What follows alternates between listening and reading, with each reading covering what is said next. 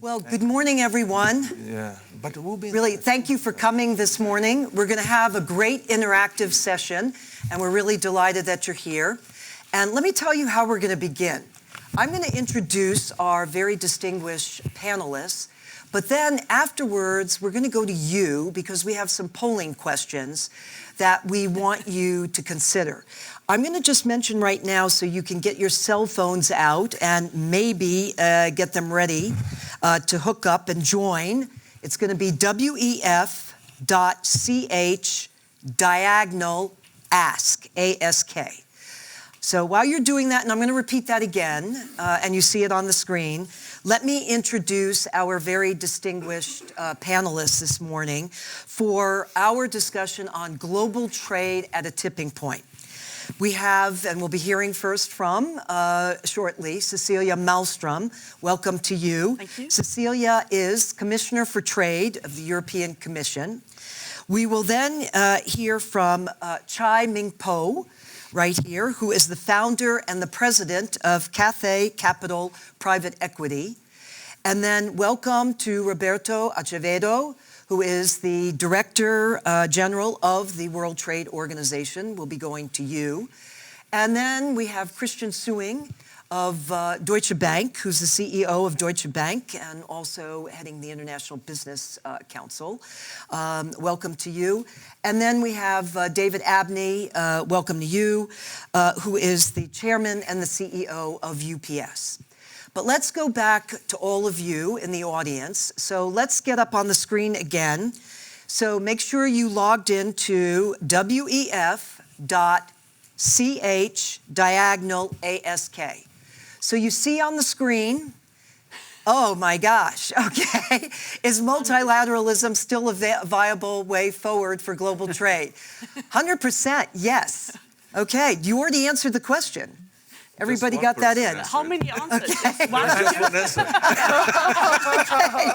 All right, well, that's a resounding yes. Okay, now we're going to go to the second one. Let's get that up on the screen. Where is global trade headed? And you see the four responses. I'll read them out. Greater cooperation multilaterally and bilaterally. Greater cooperation, but only bilaterally. Less cooperation, only small regional and bilateral deals that benefit individual countries. And then less cooperation, it's a zero-sum game. Well, we're having a few little adjustments on this one. It's moving quite a bit.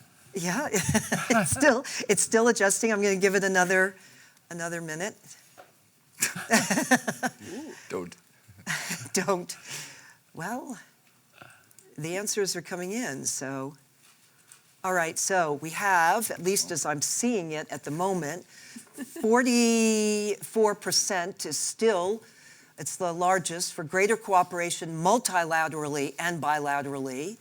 And then right now, it looks like a tie for the greater cooperation. Oh, wait, okay.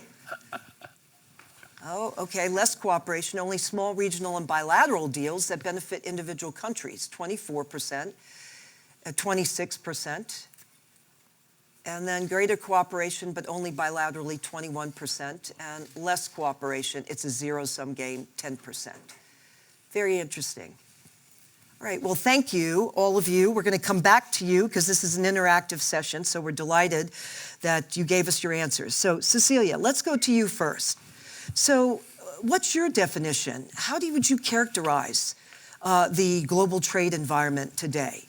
And where do you see it heading? And do you agree with the polling results here? Well, they were kind of contradictory, no? At least the second question.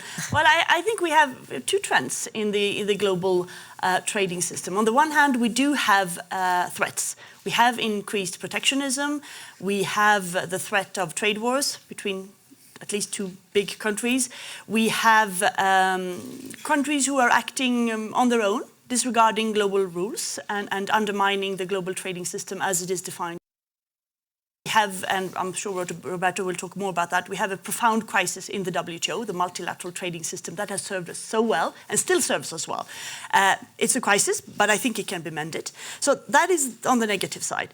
On the other hand, we have a sort of contra-reaction to that, which I think was partly expressed in the poll, because also a lot of countries saying that, well, trade is actually a good thing. Trade wars are not good. They are not easy to win. And trade can be mutually beneficial. So let's do good trade. And that's what we see, that the world is sort of engaging more and more in regional and bilateral trade agreements. We saw the TPP countries, after the US withdrew, that they went ahead. And then there is also a lot of trade agreements between other countries as well. From the European Union side, we have an extremely ambitious trade agenda. We have agreements with Canada. The Japan agreement is entering into force next week, which is the biggest trade agreement ever made between two partners. We have trade agreements done and soon to be voted in Parliament with Mexico, with Singapore, with Vietnam. We are negotiating with Mercosur, Indonesia, Australia, New Zealand, Tunisia, and a few others.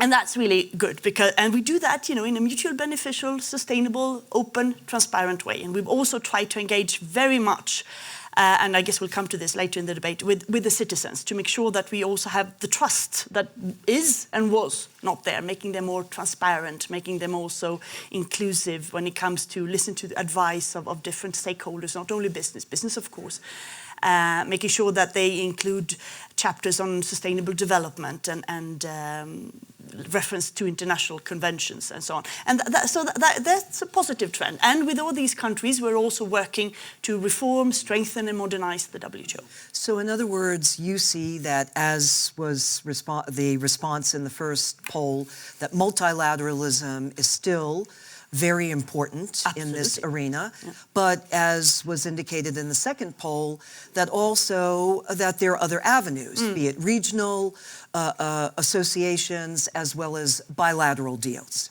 But they don't have to be in contradiction. Right. You can be, a profound believer in the multilateral system, and then, because it's not enough, you will do bilateral or regional agreements, but founded in the multilateral rules system. So that's not a contradiction. The contradiction was the last question, that, well, basically it's not a good thing. We should only see what's good for us. But there are different trends here. All right. Mingpo, let's go to you. Let's get your reaction to the poll results. How did you see it? And also, I want to get in the mix another question. You know that you have a number of economies that are refocusing to become more national. Yeah. And as they become more national, what is the impact of that on businesses, basically? Can interests converge with greater openness and transparency still, even as they become more national? But first, give us your reaction to the poll results. Yeah, I'm not surprised that because there is the reality, political reality, and business reality. Actually, I'm the open up policy. China, I'm one of the typical globalization of products, because I was born in a very small town in China, and I come to France 30 years ago, and I founded Cathay Capital 12 years ago, and I live in New York.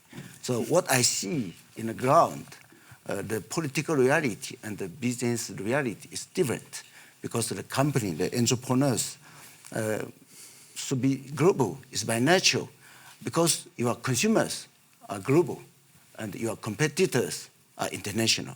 So I'm not surprised that people still believe the globalization is still the way and to collaborate. Sometimes people think the globalization and the global partnership, it is a zero-sum game. But it could be a win-win situation. I'm an investor crossing China, Europe, in the US. I think I'm the only Chinese who speak English with such strong French accent. I only invested into a series, in your pocket, all the euro banknote. The technology of hologram come from series. They want to go to Chinese market, since no. But since we become shareholder, I can tell you, in a pocket, all the Chinese passport, the technology of hologram come from series, a French SME company.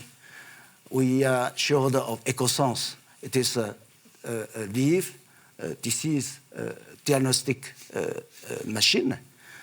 They want to go to China, but we are shareholder of Meilian. We own about 300 clinic in China, and immediately we use this same technology French company for Chinese population.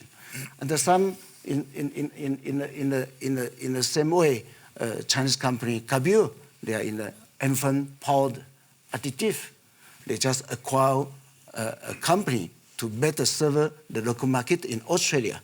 You know, those kind of example we can see if sometimes you need to set up a local factory in China or somewhere else.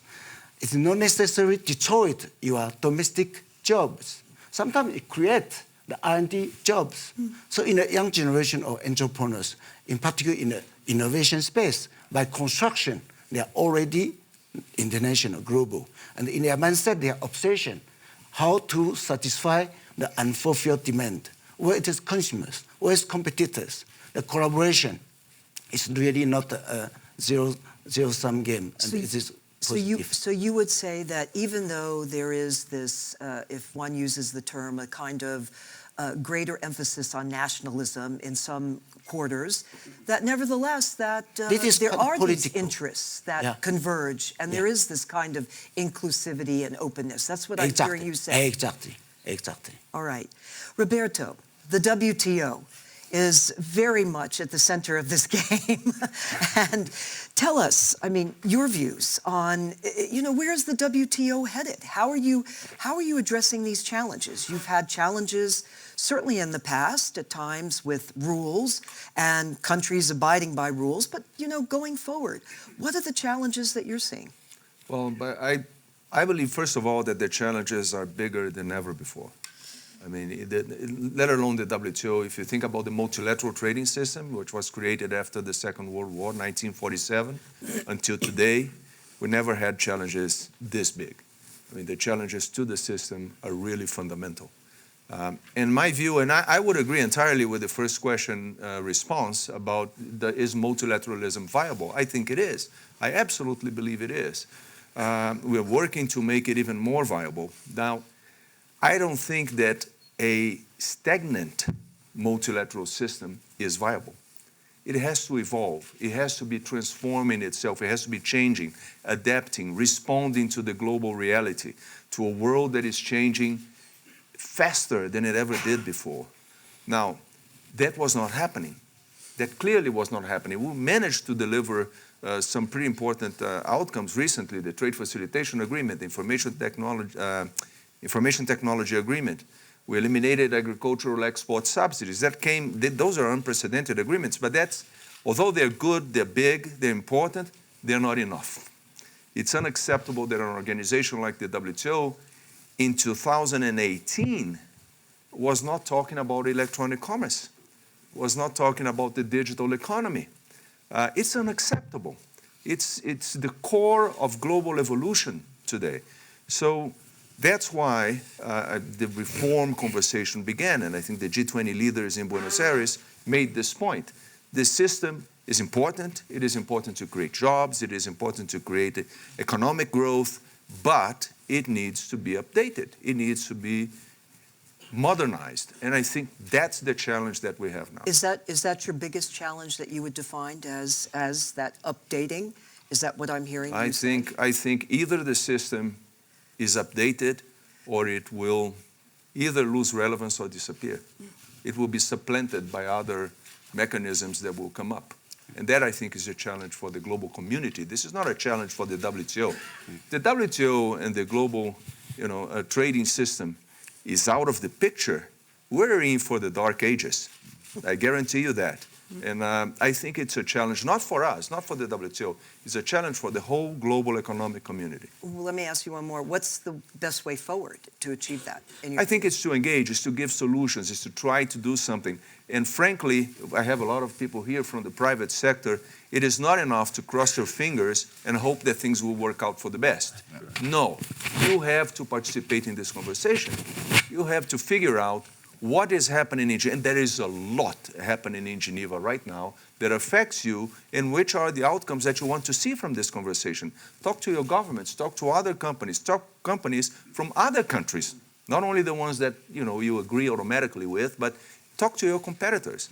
Talk to people who are not your automatic, people who think like you, but who also want to have positive results that give clarity and predictability to the trading system. All right.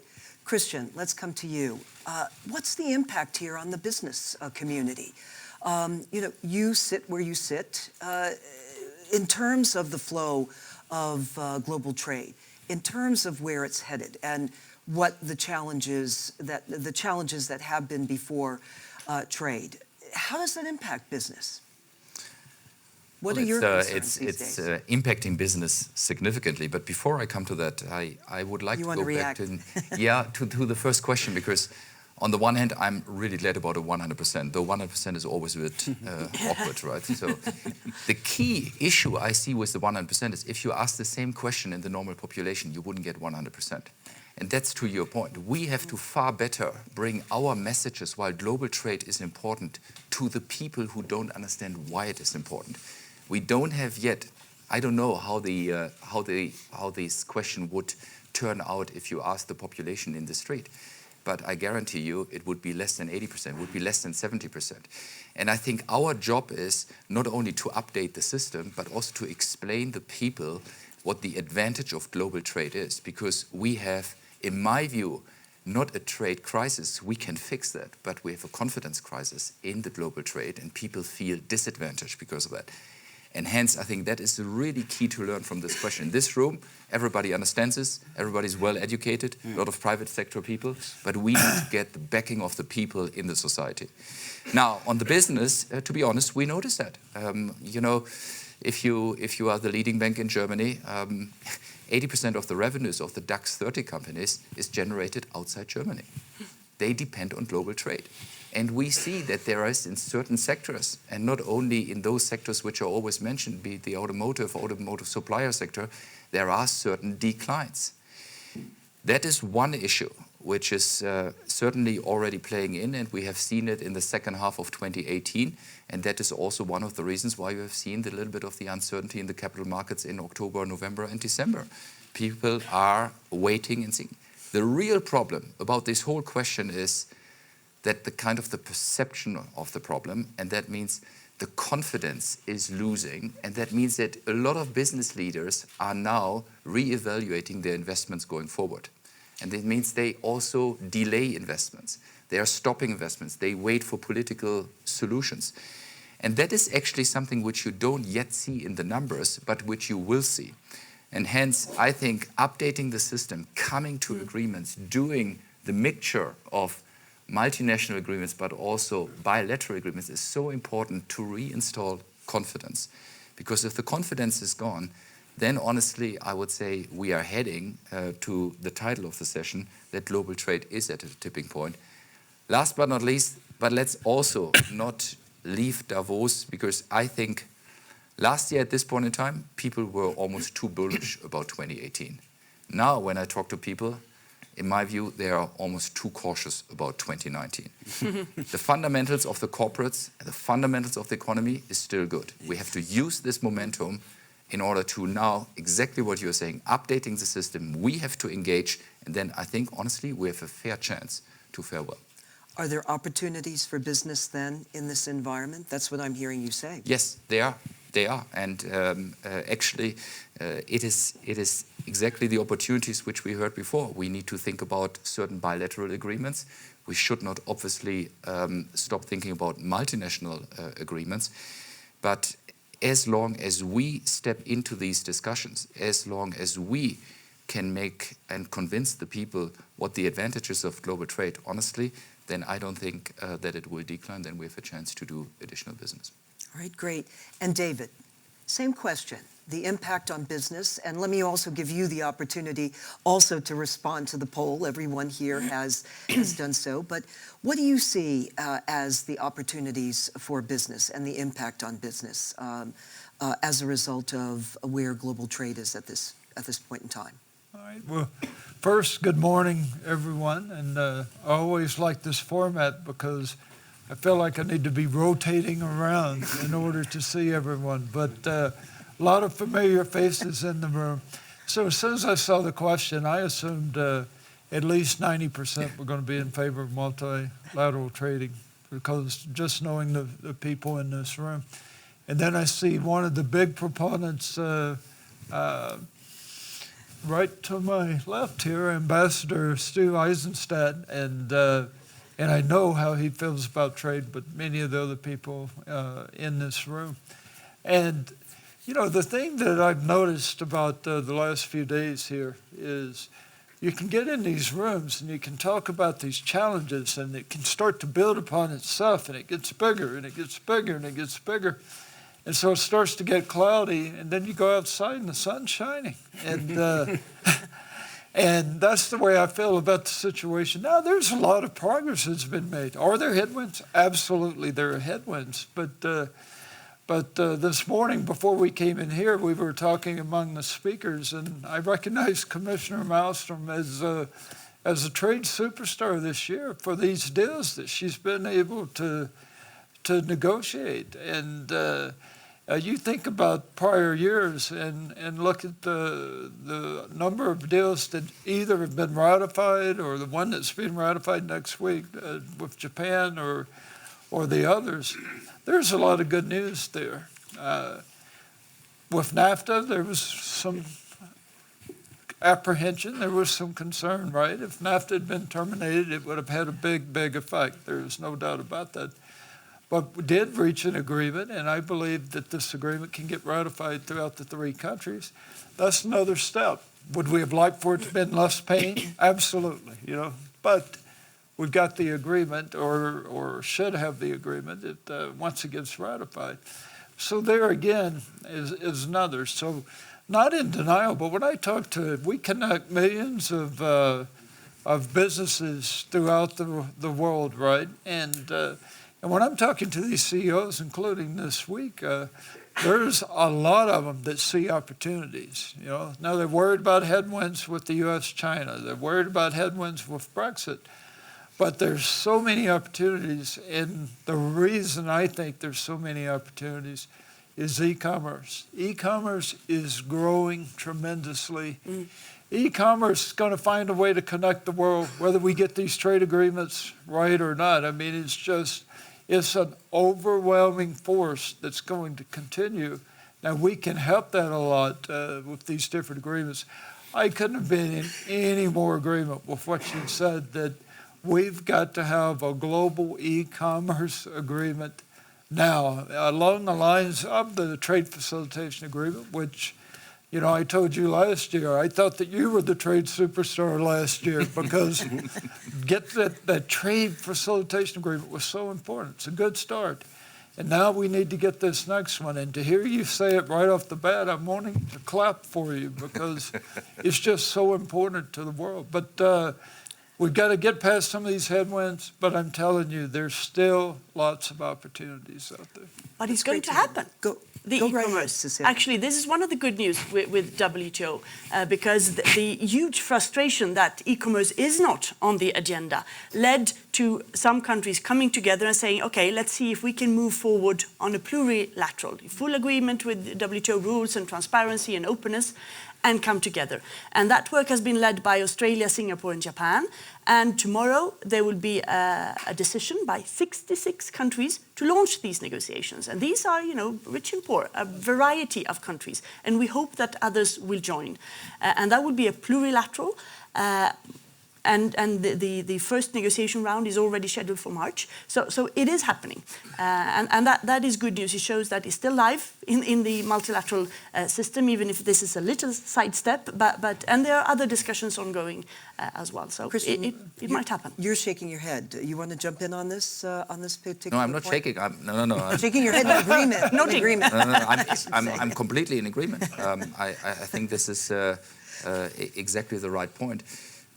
But if we talk about, I'm a little bit doubtful if we talk about e-commerce, if we talk about the whole digital world, then you know what, it brings up a completely different topic, because you know, my home country is always criticized for having the biggest account surplus, which is true. And we can honestly, we can attack it. We could do more investments also domestically, and we need certain investments domestically. But what nobody is talking about is actually the digital deficit Germany is running with the rest of the world, in particular also with the US. So I think when we talk about trade, when we talk about deficit and surplus and who is wrong and who is right, then let's always also talk about a level playing field and let's include everything. And then I think we also have different numbers because the digital deficit Germany is running compared to the US is 30 billion euros a year, which is huge. If you net this one, actually with our account surplus, we are talking completely different numbers.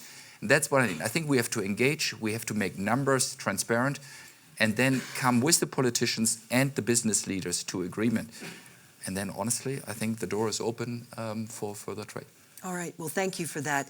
Let's go to the audience now and take some questions from our audience. We would welcome it. We have a number of people here who definitely are very immersed in trade.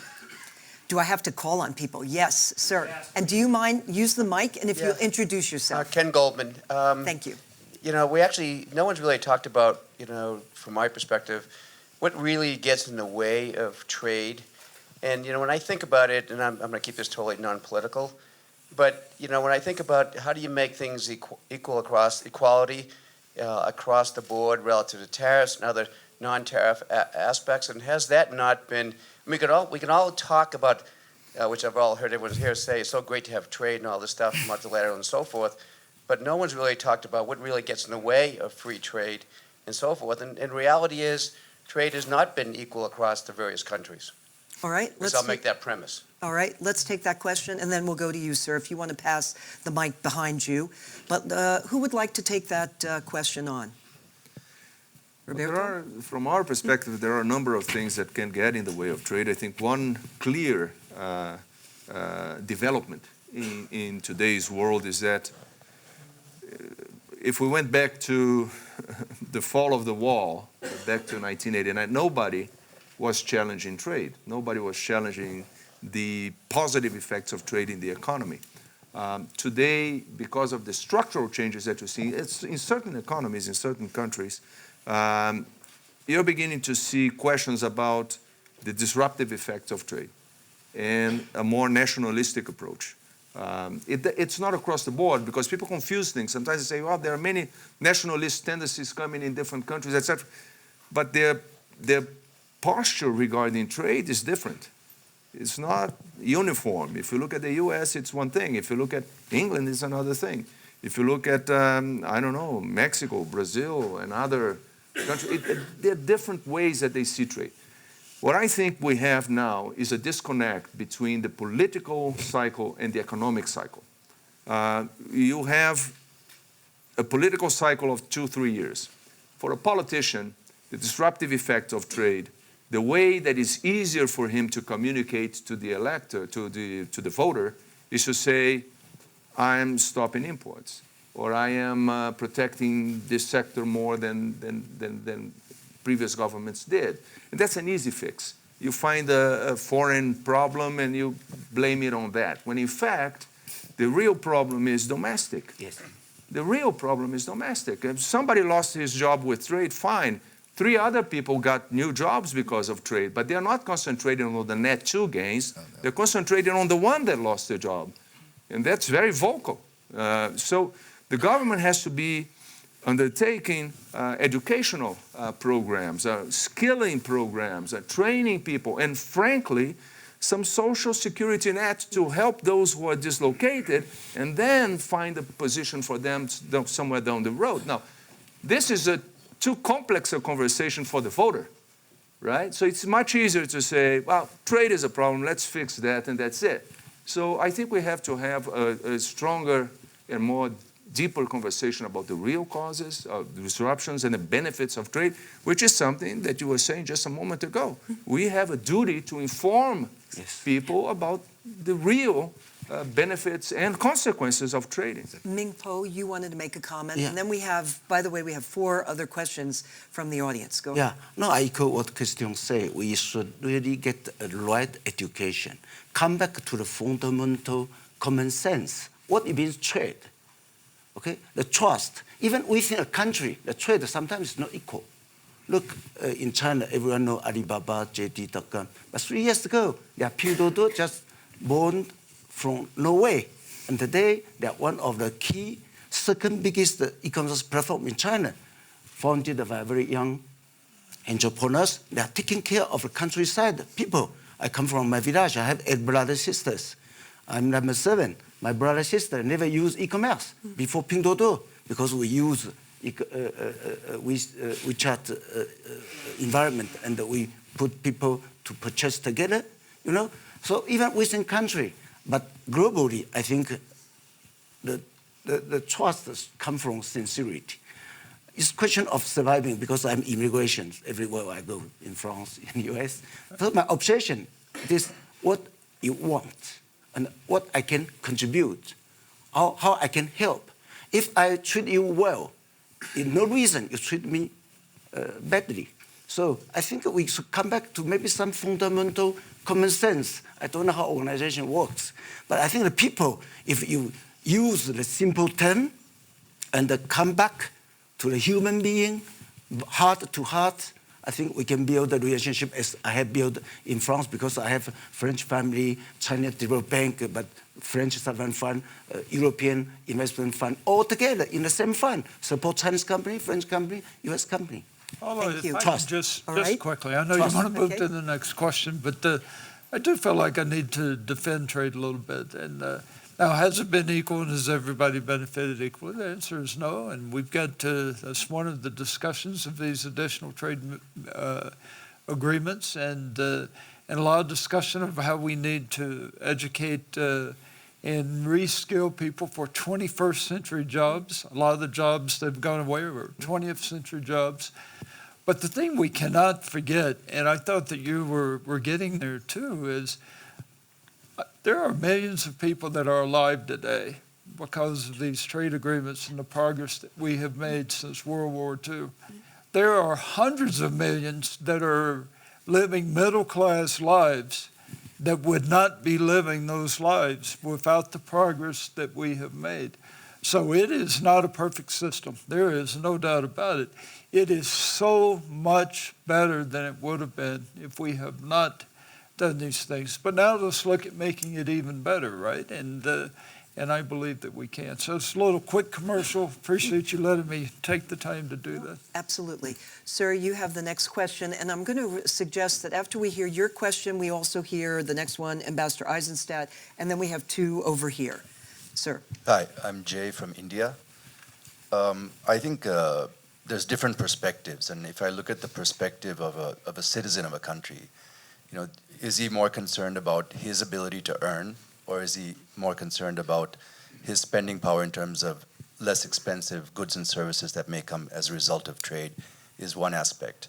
Second thing is, you know, shipping things around the world increases efficiency, but it also harms the environment. So what am I more concerned about as a citizen? And finally, you know, in a trade system, there's always going to be winners and losers between countries and also within countries. Question is how many of each? And is it actually increasing inequality or decreasing inequality? And if you don't mind, we're going to get that answer to your question. Can we pass the mic over here to Ambassador Stuart Eisenstadt here? Oh, thank you.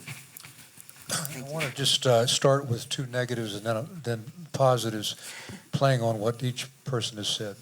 On the negative side, the multilateral system suffered a grievous blow when we were never able, after 10 years, to reach a Doha round agreement. It really was the end of the broad 190-country effort. There's simply too many disparate interests to do that. But having said that, that does leave an opening for a whole range of bilateral, plurilateral agreements that are consistent with WTO rules, and I applaud Commissioner Malmström for leading the way.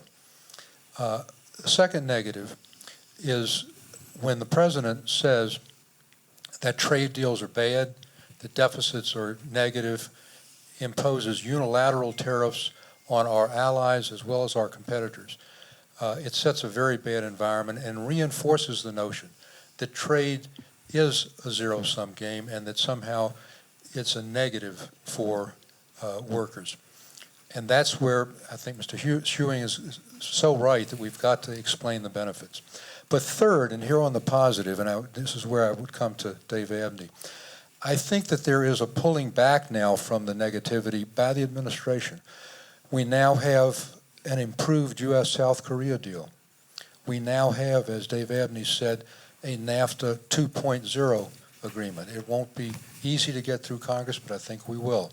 There's a pullback from the standoff with the EU on steel, and at least the beginning of some effort at a bilateral agreement. And I believe that the pause that President Xi and President Trump put on at the G20 with an agreement by March 1 to try to reach an understanding that with all the differences that exist now, with the fact that there's no text exchanged, it's so much in the interests of both sides that I think by March 1 there'll be a modest deal announced. Both sides need it. The president wants it for his reelection. So I think if you take a lot of the clouds away, and here, Dave, I come back to your more sunshine thing, I think without being unrealistically optimistic, that we may see 2019 being a much more favorable trade environment than we've gone through in 2018. David, let's begin with you, maybe in responding not only to Ambassador Eisenstadt, but also to our colleague from India, his points, because he responded to you. That's right. And I will partially respond back because you have so many parts of your question. I'm not going to remember them all. So, but let's start with the consumer and what he or she would expect. And I think the first thing you have to look at is the ability to buy and to purchase goods. And so that's jobs that I'm talking about. And when you look, whether it's the United States or anywhere else, but in the U.S., 95% of the world's consumers are outside of the U.S. And with e-commerce, it is very possible, and we haven't talked about this yet, but it's extremely important. Small and mid-sized businesses run the economy throughout this world. And now with technology, this digital revolution, there is absolutely an opportunity for these small and mid-sized businesses to participate throughout the world. We have to get the agreements and do the things that will help do that. But I think first is being able to look at the opportunities, and that creates jobs. And then, yes, people are always going to be interested in the cost. But I can tell you that when you start putting tariffs on things all across the world, you're not doing anything to reduce cost. I mean, you're really not, right? You're driving costs, and sometimes you're driving costs to the very people that can least afford to pay it. And so we have to be very careful about that side of it too. So, and we do have to have extensive training programs and making sure that that people have opportunities to participate. But we also, and if this would be probably the only critical thing that I will say about trade today, is we have to do a much better job of spreading the message of the benefits of trade. There are so many people that can talk about the toxicity of it, right, and all the problems, but there are a lot of benefits. I don't think we've communicated that message as well as we've got to continue to do. All right. Can I just make one statement? Sure. Because you go ahead, and then I think Cecilia. your second point is a little bit like what we said before, that we have to far better communicate the benefits of trade. I think, in particular, if you talk to young people, trade versus the environmental disadvantages, that's something which we also have to pick up. And I believe if we can cast not only the story, but if we convince the people that trade overall is beneficial for the economy of this world, and that overall, on average, people will actually benefit from this. We also need certain agreements that part of this benefits is reinvested into environmental issues so that you connect these two. You cannot drive it separately. And therefore, I think you have a perfect point, but we can even link it to the benefits of trade if some of the benefits is reinvested. And that's what we need to do. Cecilia, I wanted to comment on that as well, because I also meet a lot of young people, and I think this, I mean, if you, global climate change is the issue that they bring up. And of course, trade has to play its part on that. And I mean, you see different consumer patterns. In Europe, there is a more focus on local consumption on certain goods, which can be consumed locally, but there are obviously others that you can't. But trade can be a part of this. We were quite advanced in having an agreement on environmental goods within the WTO. That is now paused, but I hope we can relaunch it. And the idea was to facilitate trade in technology that was good for the environment. They would take away tariffs and to facilitate that. Could be sewing systems or cleaning systems or what have you. And we have, from our part, and I know that others have as well, in our trade agreements, quite ambitious that we want to work to protect the environment, we want to uphold certain international agreements, that we want to make sure that our trade is as green as possible. We have, I mean, from trade agreements comes a lot of other political cooperation, of course, in science, to see how we can make transport more environmentally friendly. And that, I think, we have to invest on. But it doesn't mean automatically that trade is bad for the environment. And then just to Ambassador Eisenstadt, the Doha round failure is, of course, still with us. And we need, when we talk about reforming the WTO, there's a lot to do. There's the process, there's the new issues, there is how we work, there is trust. But we need to see how we can break the deadlock from Doha, the development issues. We need to find a new method to do that. And that is very much part of the discussions on reform that I'm involved in, and many other countries as well. We haven't found the way yet, but of course we need to address new issues, e-commerce, but we cannot forget the old issues like development issues in the Doha round, because that is key to gain the trust of all the members of WTO. Roberto and Mingpo, would you like to also respond? Yeah, to very both quickly. of these points? Very quickly. Please. I think what Ambassador Eisenstadt would conclude with is, I would agree with his conclusion that the environment for trade in 2019 is better than in 2018. Many challenges still, but I agree with that overall assessment. But going back to the question from our Indian friend, I think sometimes things they're catchy. You know, for example, say an imported product is damaging to the environment. I don't have any evidence whatsoever in anything in the literature that I read that supports that. Quite the contrary. I've read many papers and studies that show that traded products, the products that actually find their ways into the trade flows, are usually much less harmful to the environment than the ones that are produced locally. Because they have to observe standards, they have to observe standards of the consuming country, of the country that is buying the products. They are usually produced with technology that is more sophisticated to make it into the global market, technology that is less harmful to the environment. So this whole argument that there is an impact on the environment, I stand to be correct, but I haven't seen one single credible study that shows that. On how many benefit, I think David made the point. Look, hundreds of millions of people recently have been brought out of poverty because of trade. And we made a study in the WTO recently. What would it mean to the world if all countries brought their tariff levels to the maximum that they have in the WTO standard? You know what would happen to global growth? It would be reduced by half. Half of global growth would, poof, disappear. So that's the impact that you would have if you don't have trade in the equation.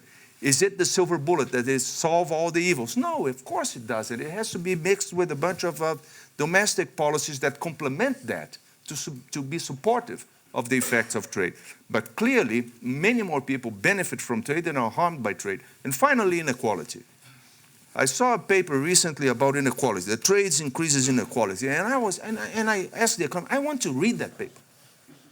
You know, I'm not an economist. I studied some economy in college. I'm an engineer. I'm pretty good with numbers. I guarantee you that. And I was reading the paper, and the conclusion of the paper was that you know, the industries and the companies that traded, they paid better. Yeah. So their salaries would go up. But I said, is that bad? That you're raising the income of those? Well, but, and then the economist was saying, but mathematically, it increases the inequality. And I said, yeah, but is that bad? I asked my question. What happened to the others that are not trade related? Was their salaries going down? They said, no, actually they're going up too. So? And I said, why? Because we said, well, because the guys who earn more, they spend more, they create more dynamism in the economy. The other industries benefit too.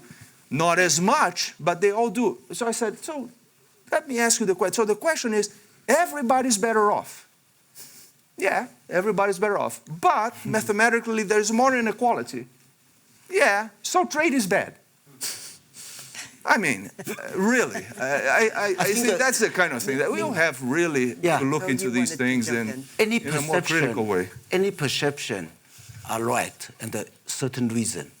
So our work, the trading, I give you what you need, you give what I need. Your glass of water, I make you better, you make me better. Your glass of water, my glass of water, we mix together.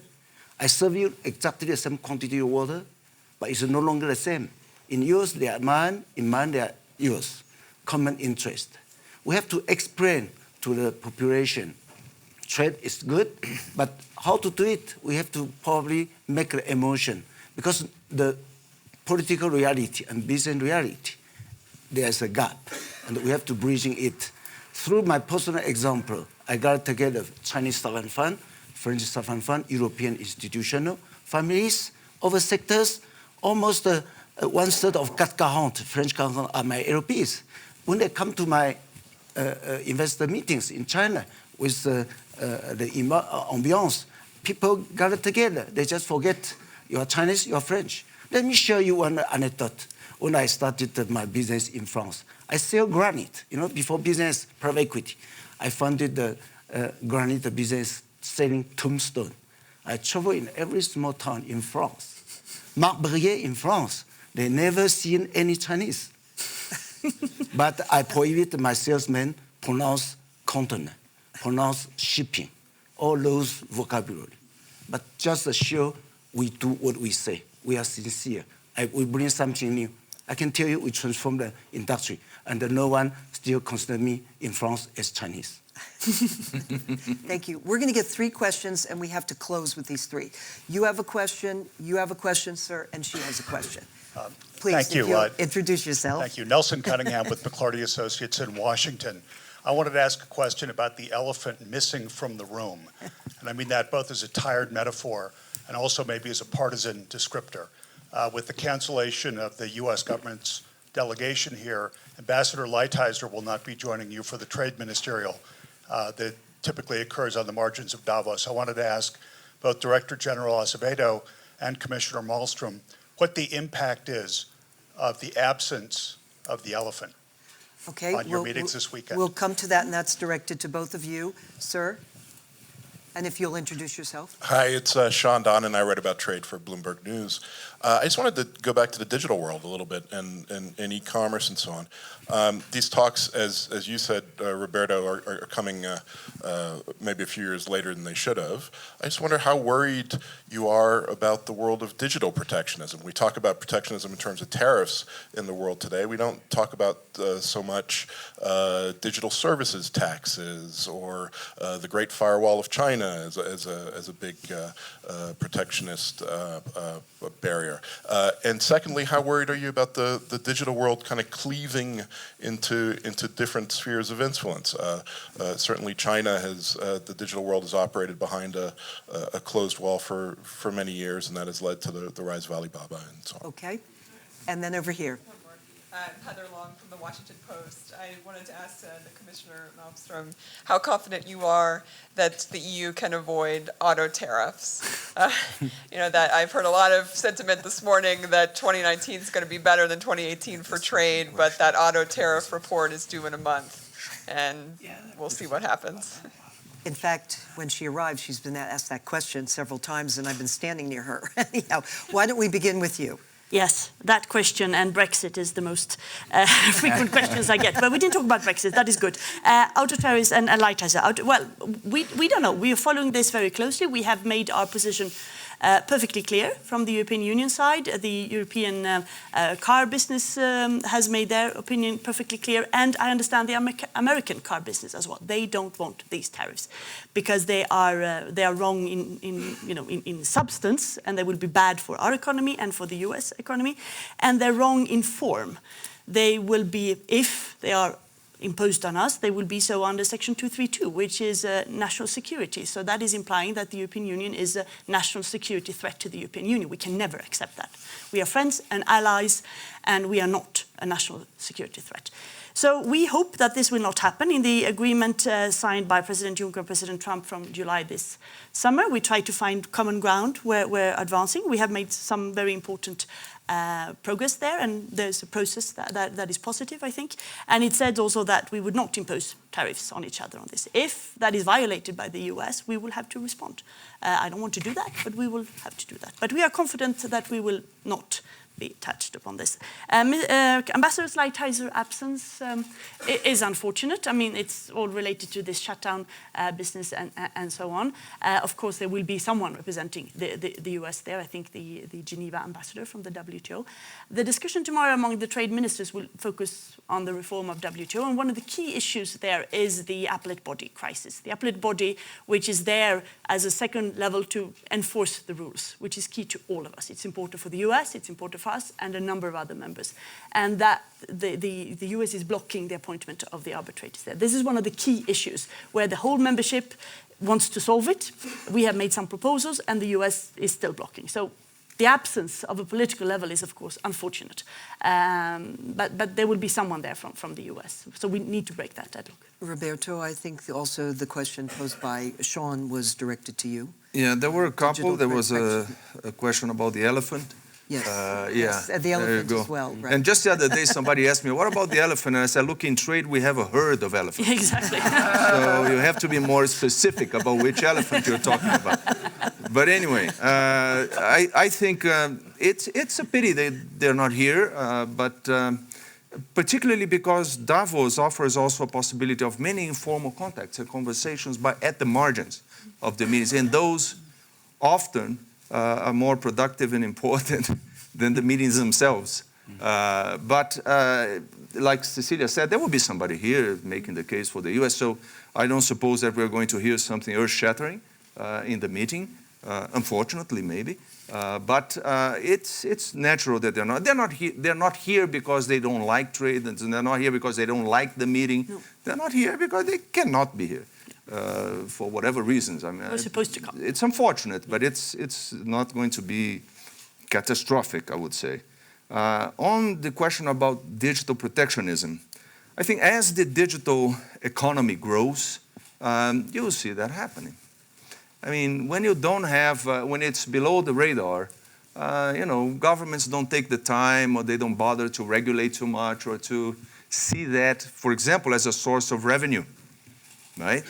Now, as it begins to boom, as it begins to be the bigger portion, maybe soon, of what we do and what we buy and sell in the real economy, I mean, those things are going to come up. It's inevitable that they're going to come up. Now, we have to make sure that they come up in a reasonable manner, in a manner that does not impede development, growth, job creation, and it will not stifle development and economic growth. How do we do that? I don't know. That's something that we need to talk about. This is what we're trying to talk about, particularly in terms of trade in the WTO. As to your second question, frankly, I didn't hear it too well. I didn't understand. If you could repeat that? Yeah. Are we already seeing the digital world cleave into different spheres of influence? China is operating behind the Great Firewall. The EU has GDPR, which some see as a barrier to entry. There will be different models, and there will be different concepts of doing, digital business. And that's natural, that's okay. That's what we have to do is to ensure that for the future, those different models, they don't conflict in a way that avoids cooperation, that avoids synergies between the different models. And each one is going to figure out, or try to make that their models are the ones that prevail. That happens in every industry. Remember, the automobile industry is the same. You know, the bumper in one country has a particular specification. The bumper, that's the way the world is. I mean, that's reality, I think. And as the digital economy continues to grow, you'll see more and more of that. We have 2 minutes before we wrap, and I was going to just go around with each of you one very brief question. And that is, we're reassembled next year, so 1 year from today. It's the same group, we're here, and with the same audience. What's the one change, the one wish that you have that you obtain between now and next year? Well, I would say concrete, substantive progress in the WTO reform. Okay. Trust. Trust. You have to bring trust. That's good. Right. We have to far better explain to the public the benefits of trade. Right. You certainly got that point across today. David? Would like to see this e-commerce agreement through the WTO process, like the trade facilitation. It's just so important. The world is changing so much from an e-commerce standpoint. Getting that agreement, I think, would answer some of the questions about the WTO process. I just think it would prove very relevant. And Roberto? I want to see their wishes realized. Great ending. First, thank you. What a distinguished panel. Thank you so much. And thanks to the audience for your participation. Thank you. Thank you. Great.